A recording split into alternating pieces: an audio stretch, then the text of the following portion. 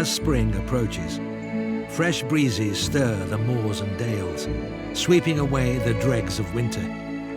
The days are bracing, but as night falls, the winds begin to bite. All creatures are glad of shelter, not least the vet on call.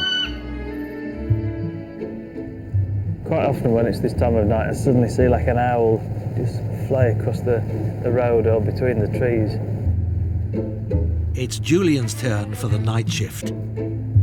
I've just had a call from one of our farmers who's got a cow that's calving, and it's a difficult calving. This chap's normally very good at calving straightforward cases, so whenever we get called it usually means that it's going to be a problem, so I'm not expecting to be in bed anytime soon, which is a real shame because I'm knackered this evening. At Alan and Anne Turnbull's farm, it's been a difficult labour for a first-time mum. You've had a feeling inside of you? Yeah, I've tried it, but I just didn't want to do too much to her. Is it freezing? Wind's getting up now, isn't I it? was wrong on that one completely. Have you got some water there? There's some warm water in there, yeah. Alan came up at about 10 o'clock and she was in the yard there, and obviously the feet were coming out and there was obviously, you know, a bubble there, and we thought, well, there's something, and we could see that she'd been laid down because she was quite wet on one side. So we thought it's time we got her in the cushion and had a look. Has it been moving much? No, not at all. And she hasn't said a word, has she? It's pretty big, isn't it? It is a big one, isn't it? I bet we're not going to get much joy by doing this, you know. It's freezing! Julian tries to help the mum-to-be by using a carving jack. What I don't like about this is there's quite a lot of leg there, isn't there? Yeah. And ordinarily, with that amount of pulling to get the legs out, you'd be finding that the pelvis would be coming in.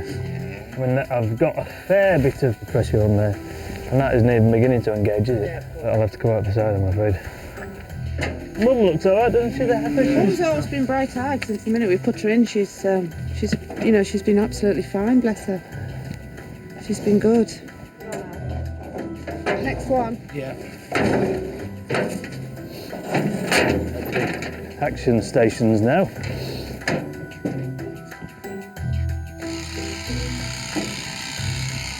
Hopefully the calf will still be viable, but I'm not so sure. It doesn't seem to be showing much signs of moving.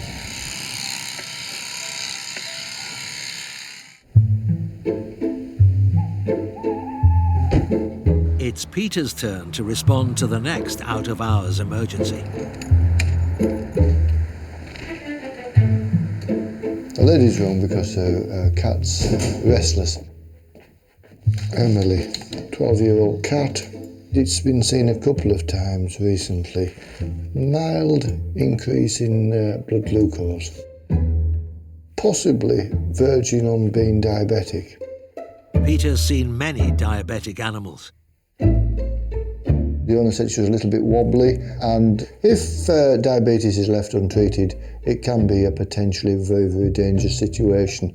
They can go into coma, convulsions, death, so we do need to do something about it. So we shall see. I think the owner's arriving. Just going to say, hello. Have you got Emily with you? Yeah. Come through. She's definitely not herself. She was fine earlier on.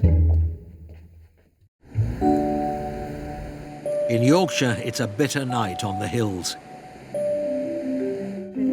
At the Turnbulls' farm, Julian's decided a caesarean is the only option. The calf's too big to be delivered naturally, but it's not easy to perform surgery when you can't feel your hands. My main reason for working quickly this evening is because it's sub-zero temperatures and they'll get hypothermia. The next stage is to numb the side of the cow, which we do with local anaesthetic. Oops, hello. They don't know what's happening, do they, bless? They have no idea what's going on. Once we get in and start doing this, then in theory it should get a lot easier for her. The worst bit usually is cutting through the skin and getting into the actual abdomen, and then once you're in, most cows actually stand quite quietly, don't they? Sometimes we take our shirt off when we do this. Not tonight, I'm afraid. I mean, it is cold out and I'm starting to shake, but it's what we have to do, so, you know, There isn't an option, really. there is isn't there? an option, no. We'd have lost her if we hadn't have done something, so. So that's the skin, and then this is the muscle. I mean, we had 4 the other day, 4 cows calved the other day, all in one day, and they all calved themselves. But that's on a good day. That's the abdomen there that we're inside. So what I'm doing now is I'm got some roasting in there. It's lovely and warm. It's really nice. It's like a warm bath. And I need to pull the calf up to this hole that I've made in its side. And this is not quite so easy in this case because with the calf coming backwards, we've got the front legs and the head, which is less easy to get at than the back legs. No. How odd. No, Dead. I reckon that cow's been dead for quite a while. It is sad that the cow's not alive, but either way, he had to come out, yes, else the heifer would have been dead. died. There was nothing that we could have done differently to have. No. All right, girl. She's a lot more comfortable, isn't she? And she should be feeling instant relief now that. She'll feel better now than she did 5 minutes ago, poor girl. Yeah. She'll have had a bit of pain on. And the best thing now is to deal with her and get her mended and back in there and warm and dry and you know, as long as we've got her, that's something. And she'll be all right. She'll breathe again. She will, yeah. There's no reason why she shouldn't, I don't think, is there, Julian? No, not at all. No, No. so, and then she'll just quietly get over it, hopefully. Right then, old girl. You're done. Oh, that's it. Good girl. That's it. She just wants to leave it alone now. Yeah, definitely. Have a quiet now.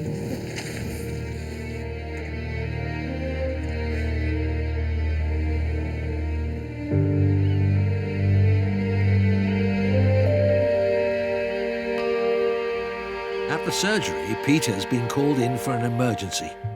All right, not so good. Don't look at me like that, you make me feel evil. Good girl. Worried owner Sue brought in Emily, who's been a bit unsteady on her paws. Can we just put her on the floor? I want to see what she does when we put her down. She was a little bit probably wobbly and normal. It could be that she's confused. She has had a consistently raised blood glucose. Is that it, Emily? That's it. She's not the most energetic of cats, I have to say. No. Emily is a bit of a couch potato. And what we would describe her as around Thursky, stiffish built. If she was human, she'd probably be sitting in front of the telly all day with a bag of crisps and a can of Coca-Cola. And for that reason, she's more prone to diabetes. I'd just like to see what her blood glucose levels are like. Could you act as nurse and just twist out slightly? That's great. Okay, you'll take your thumb off now. That's lovely. Would you like a job? Yes, please.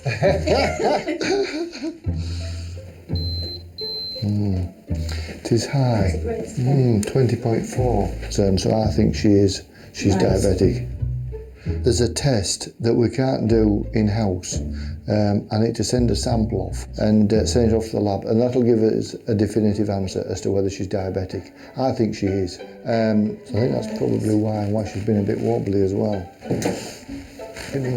While he waits for her results, Peter wants to keep a close eye on Emily's blood sugar levels.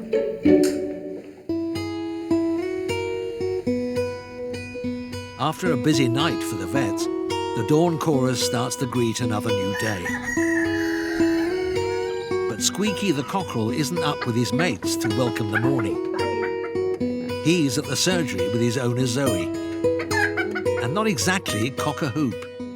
He seems to have a bit of a cough and he's sneezing. He's struggling to eat a little bit, but he's getting some food in him, but I'm a little bit worried. He's very snotty. Must be the time of year.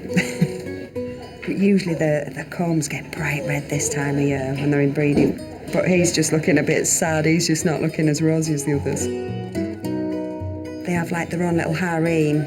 He's usually kept in a pen with his 2 ladies. At the moment, he's living in the house, but he sits in there next to the radiator, so he's never going to want to go out again. You've been ruined. Mrs. Peacock? He's being seen by vet Sarah Beckerleck. Squeaky boy. And what is going on with Squeak today? He seems to be very phlegmy. He's eating but struggling. He's sneezing a lot and coughing. How old is he? Couldn't tell you. Right. How is he in himself? But I think he's getting a bit weak. Good lad. Well, his chest is lovely and quiet. I can't hear anything in his air sac. He does have a small lesion underneath his tongue that has a bit of pus in it. So I think it possibly has more of an upper respiratory tract, like a laryngitis sort of inflammation. Right. What we'll do is I'll give him an injection of some antibiotics to help with this laryngitis. I'll give him something to take the inflammation away as well. And then what else? We'll send you home with some oral medication for him, and hopefully that will just knock it on its head. But we'll get you feeling better, hopefully, chum. Right, I'll be right back with some jabs for him. Okay. 42 now, and I've had chickens since I was 4 years old. I don't know what it is about them. They're unusual creatures. They are funny. Are you very chilled there? Right, so what I need you to do is hold him like that for me. And chickens are always incredibly brave little creatures. We'll just burn just a little bit. Okay. Perfect. There we go.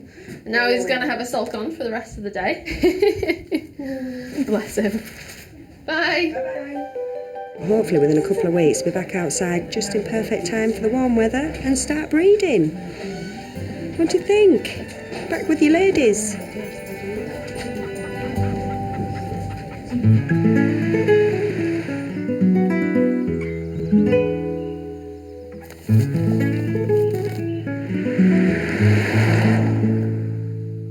Peter has an appointment with two of his favourite clients. We've had a call from Mr. and Mrs. Green this morning to say they have a calf that's due to be dehorned. But the calf we're due to see is not very well this morning and may have a stomach upset, to put it politely. Steve and Jeannie would still like a visit, but I'm not quite sure what I'm going to find when I get there. Could be anything.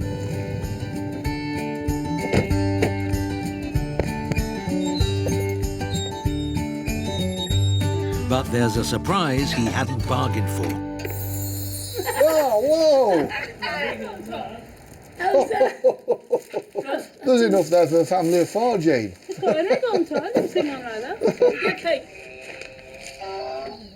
Was he okay yesterday? He's shitting green stuff.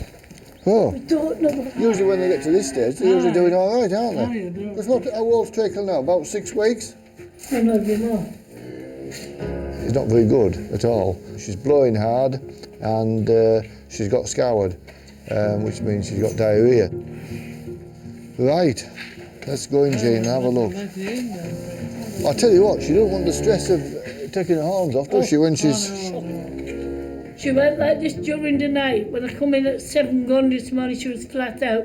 That's a classical sign, isn't it, when you have a calf ill, that their ears droop. Yeah. Drunk. They start to grunt. Yeah. 102.5. So she's up a bit then. Not that much. Very cold. That means there's no return then. I don't rate your chances at all. Do I, old lass? You're beautiful, aren't you? Did she take anything this morning, Not a Jane? thing. No. Very dehydrated, isn't she? That's a bad sign, that. I want to tube her, Jane. We'll get some fluid into her stomach. Yeah. We'll get her... I've tried everything, Pete. I've done my best. Yeah, we'll get a sachet into her. She's sort of fighting for every breath. I'm going to do my best, Steve. Yeah. But you never know.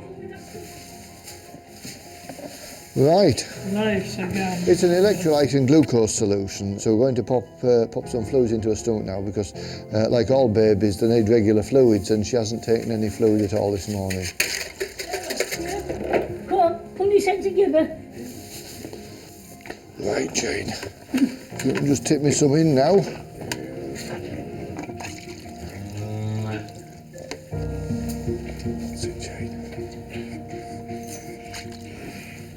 Oh, you put a lot in and then you played it. Yeah, she can take it.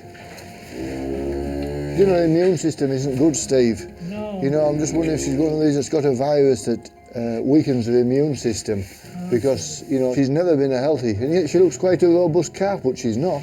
I'll have a little dot more, Jane. Little dot more. I think that'll do us. Right, missus. Let's see what that does for you.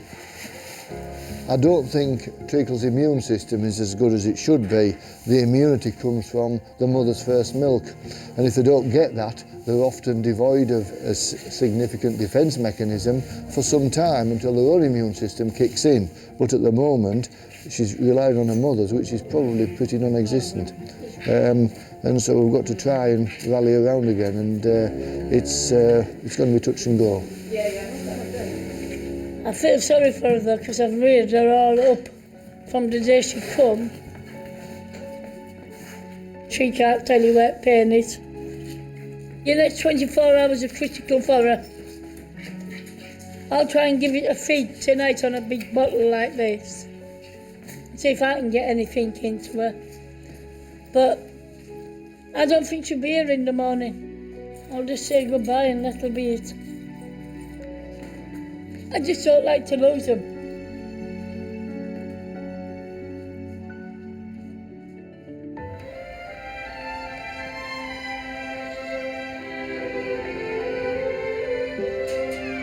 It's never a quiet life for the Yorkshire Vet.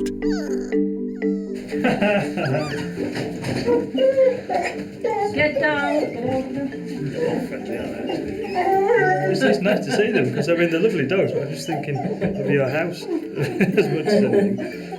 Vaccinating puppies is the best part of the job, really, but especially when you've got a whole load of them like this. What I like about these dogs is like that, their ears are so massive that you can just kind of... These are very, very well bred bloodhounds. Steady go. They can't be as stupid as they look, can they? They're not stupid, no.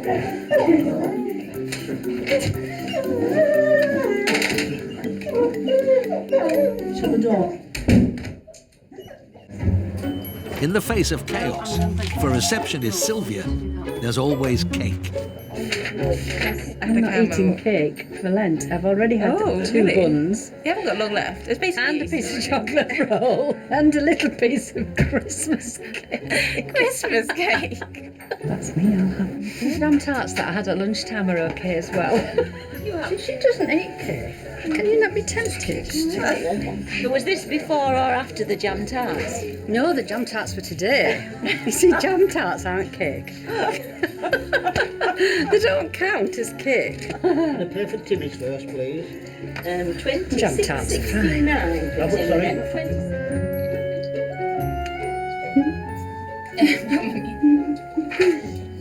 I hope my mum didn't see this. I should be on a diet.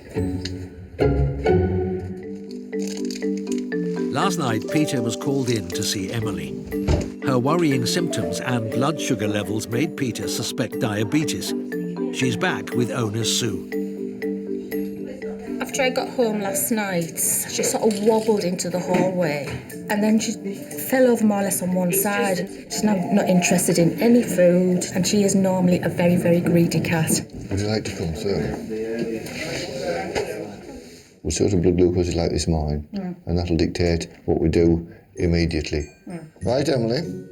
This time, Nurse Helen's on hand to help. Onto the torture table. That's it. That's it, Emily. It's Emily's second blood test in 12 hours. A little swear, not a big swear. No, that's not polite. No. Wasn't. Yes, I know, but we've got to do it. You've had enough. No. I think you might need to straighten that. Should I go and get a towel? I think so. Yes. You've reached the end of your fuse, haven't you? I'm sorry. Yes. We're going to have to wrap you up, though, so that you don't attack us. That's it. No gouging. Those two. Yes. We're going to have to cover those sharp bits up, I think. The Hannibal Lecter job now. Someone's put the lights out, haven't they, Emily? It's all right, Emily. You won't be speaking to me after this, will you? Eh? I think that's probably about as good as we're going to get, Helen. I think so. That's it. Lovely. Oh, we're not too bad at that. Not too bad. There you go. Am I forgiven? Not really. It takes a few minutes to process the results, but just seconds for Emily to settle down. It was nice to see that there's still some life in her. I don't really want to lose her just yet. She's only 12. Have you calmed down now, Em? Liver and kidneys are good. Glucose is the only thing that's sticking out on there. Right. She's the sort of girl that enjoys her treats. Treats are very highly calorific. Yeah. One of those is equivalent to a medium-sized donut. So we'll have to abandon those, I'm afraid. You're very nice, really, aren't you? It is treatable. Once we're happy that she is genuinely diabetic, we will start her on some insulin and we will hopefully get her back on the straight and narrow again. Okay. All right then, thanks a lot. Bye-bye. Skeldale doesn't officially run a drive-through surgery, but some farmers opt for a car park consultation. Graham Hunt has brought in his bull. He's a pedigree Dexter bull. He's got everything a Dexter bull should have. He's got presence, he's got a lovely head, he's got quite a bit of meat on the back end. It's tremendous beef. In fact, it's ruined me now. I can't go to a restaurant and have a steak because they don't taste of anything compared to Dexter, so... To go abroad, well, even though it's Northern Ireland part of the UK, it's still classified as abroad. They've got to be TB tested. Morning, Julian. How are you? Yeah, hopefully he'll be all right. He's never been off my farm, so we'll see. If it's positive, it puts everything into chaos. But the likelihood is that it will be negative. We normally see bulls and other cattle on farm, of course, but Graham's cattle are Dexters. They're all quite kind of dinky, aren't they, and portable. Well, we've done all sorts down here. We've had a calving in here, we've had a caesarean. The caesarean, where my cow's parked now. It keeps the cost down, to be honest, for me. Yeah, it usually makes them jump a bit. Feels a bit like an insect sting, which is why he jumps. Yorkshire farmers never miss a trick. Just one other thing while you're here. Yeah. 2 for the price of 1. He's got a lump on his nose. I think he's been pricked by a thorn or something. We have some feral cats on the farm and he likes chasing them, so he may have been bitten or scratched by a cat and it's got infected, I think. Hopefully Julian will take a look. Wow, that's a big lump, isn't it? Well, it keeps bursting out and then coming back up. It's got a couple of other scabs. Look, there's one there under his chin. I wonder whether he's... Well, he goes down rabbit holes as well, in the thorn hedge, so... Right. And scrats and digs and... Yeah, that's a silly thing to do. You don't see many border collies going down rabbit holes, do you? He does. He catches them as well and eats them. Yeah, I mean, what we can do, the easiest thing is to put them onto antibiotics. Yeah. You're a good boy, aren't you? I get some tablets. It should clear up okay, I think, with that for about sort of 5 days. Here, Tan. Lovely, thank you. Tan. He's probably looking for rabbits. Just another little job I thought I might as well have done while I was down here. Good boy. I would give you one of those twice a day. Lovely, thank you very much. All right.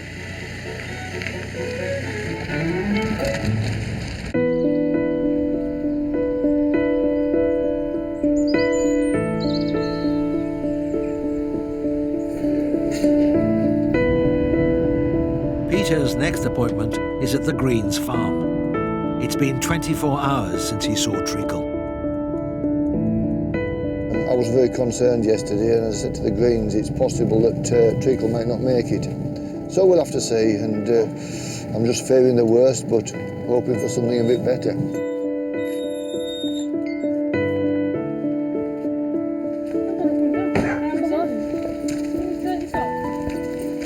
Has she taken any milk this morning? Yes, she had a feed. Yeah. But I'm still not happy with her. No. She's made it through the night and she is a little bit better. Not as good as I would like. I'm always disappointed when they aren't better, you know. Just leaves you feeling very low. Her lungs are a bit clearer, Jean. She's reasonably hydrated. She's taken some milk this morning. Yeah, Mother Nature, she did some awful blows and some good blows. If their eyes start sinking in, that's it like that. And her eyes have never sunk. I think there is hope for her. There's a bit of a response there from yesterday. Now she's having a good long, she's passing urine there, so that's good in that she's reasonably hydrated. Her lungs are clearer. She's still got some stomach pain there, but she's still quite dull. So I'm going to treat her again today, and I'm going to leave Jean an injection to give tomorrow. And we'll see what she's doing after that. I'm not going to give up on her yet, though. What I'll tell you, it's up to her now. She's got her own chance to fight. We've done what we can do for her, but she's got to fight it now herself. So half of that dose tomorrow and half on Sunday. Right. You know, we've made some progress, but not as much as I would like. We aren't out at neck at woods yet. No, we're not out at woods yet, Jean. I don't give much hope for you, girl. Not at all.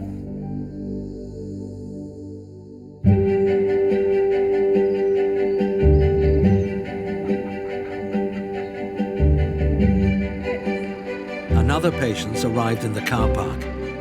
This time, it's an emergency. A new vet, Esme Telfer's on the case. Esme first came to Skeldale when she was doing a work experience, and she came back during her university time. It's been really nice to follow her progress from being a youngster to where she is now as a fully qualified and very competent vet. Rafe Alderson is in the thick of lambing. Just permanently up and grab a bit of kip when you can.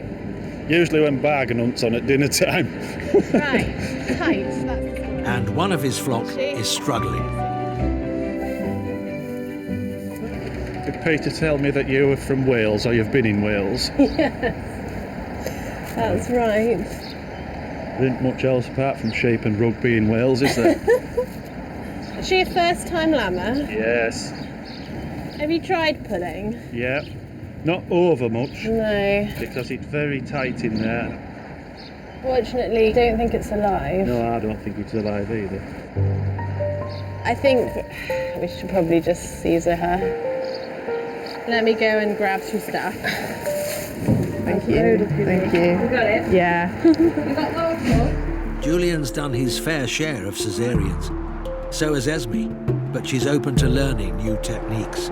You know what to do.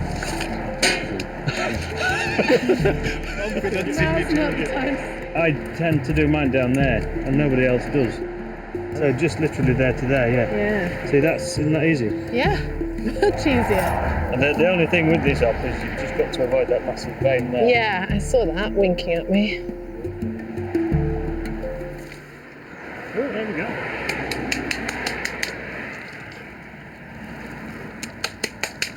He's a goer. Yay!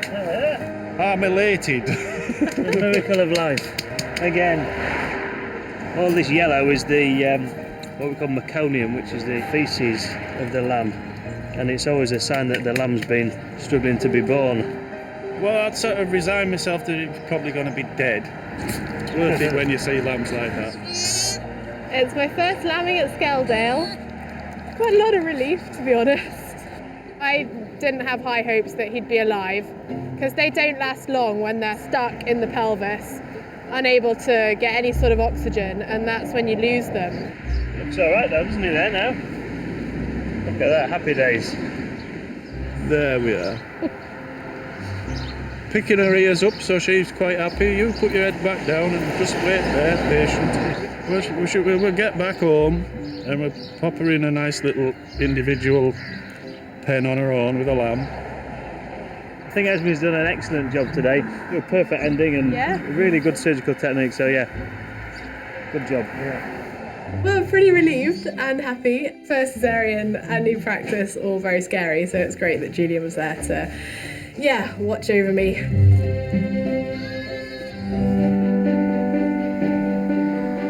The first buds of spring herald the turn of the season.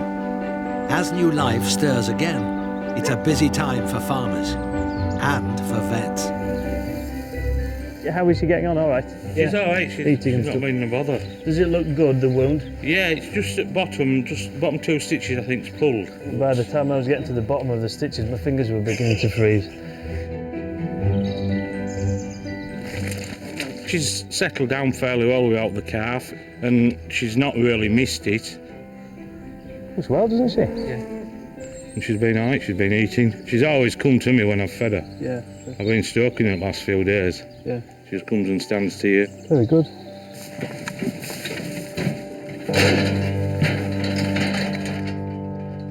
Alright, old girl, you remember me?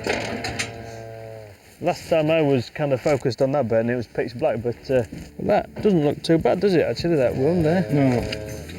That's healed up very nicely, actually. Yeah. He'd make somebody a good wife, wouldn't he, with stitching? Some dab. Yeah, that's healed up well. That's nice. So it's actually all one continuous stitch, is this? She's doing very good. I'm pleased she's doing well, you know, because I did think, especially without having a calf to keep her company, that she might have taken a bit of a decline. Eh? How was that, old girl? To make sure the wound's okay, and then she'll go out with the rest of the cows in end of March. We'll turn the bull back with her, and hopefully we'll get a calf out on next year which will survive.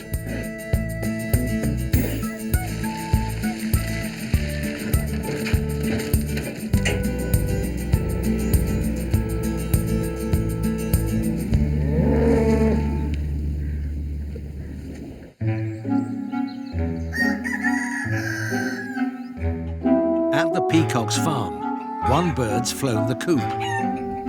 He's a good bird, isn't he? Yeah. Squeaky the cockerel's abandoned his outdoor life for the creature comforts of home. Squeak. It really is the fire, it's making you sleepy. When it's been sunny the last few days, this door has been open. He could go out any time he wants, but he chooses to get in front of the fire. Don't blame him. Making a mess in my living room is how he spends his days now. He's feeding all right. It's just not strong enough to go out there with the other chickens. Squeaky was treated at Skeldale for laryngitis, but since coming home, he's never really got his mojo back. He's got 2 ladies, and I was hoping he'd be out there and he would have been treading his ladies. We've got lots of eggs, but none of them are fertile. Poor Squeak. I think his intentions are good, but he just can't do anything about it. He doesn't think he's a chicken, I think he thinks he's human. You're the boss of the house now, Squeak. A bit like you, Billy, he doesn't like his crusts. Ow! He's got quite a sharp beak, hasn't he? So, he's got quite a good life. I wish I had his life. It's like a man's life, really. Sit around all day, wait for the woman to feed you, then go to sleep.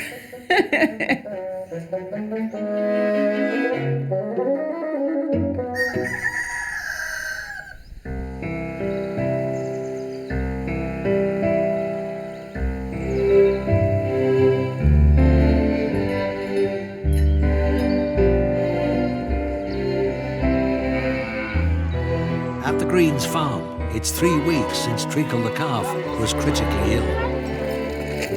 Get in there! I just want to see this gentleman. Good morning, Mrs. Green. I'll tell you what, if you carry on, I'll have a 44-inch waist soon. Well, thank you very much. Last time I was here, Treacle was on death's door. Yes, she was, but she's running around, skipping about, jumping larger than life. Just like her owner. Yeah. Up and going. Is she? So she's made a full recovery. Full recovery. Yeah. I like good news, Jane. Fit as a butcher's dog. Peter plans to remove Treacle's horns, if she's fit enough. Oh, wow. Ho, ho, ho. Treacle. Different Treacle from what we saw last. I did wonder whether she was going to pull through, but she has done. Treacle's been doing fantastic. I didn't think she would make it, but no, she proved me wrong, and I lost 5 pund at Boss. We had a bet, hadn't we? We had a 5 pund bet and I lost it. And I wasn't happy about that. I sort of knew she'd recover. She can gallop and jump around. And She's eating, she's drinking, and she's well away. She'll not look back now. All being well, touch wood. Right, this is where we could make a fool of ourselves, Mrs. Green. We don't have any of that going on this morning. What we're going to do now, she has little horns on her, which are starting to grow, and she'll bully other calves when she gets older if we don't remove them. They can do a lot of damage with them, so to make everybody the same, we're going to remove her horns as well. That's grand. Just on this side as well. So let her go a bit, Jane. That's the start of a horn developing there. So what we've got to do now, we've got to burn around that. As you can see, Treacle can't feel anything at all there. She's quite happy. When we came to see Treacle before, if we'd done this to her, the stress of this on top of her being put, it would have killed her. So we had to wait until she was well again so that she was able to cope with this okay. There we are, lovely, job done. There you are, Treacle. I'll do it. I'll just put this outside. Job's a good one, as we say.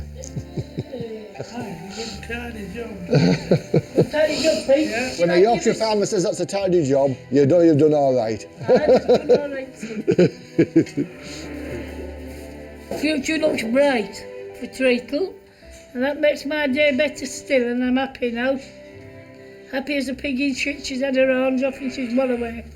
I think she's a miracle, really. I do. She's done a Lazarus, really. She's back from the dead. Puts a spring in your step, especially when you come to Steve and Jeannie, where, you know, the animals mean everything to them, and so when they get better, it means a lot to us. Right.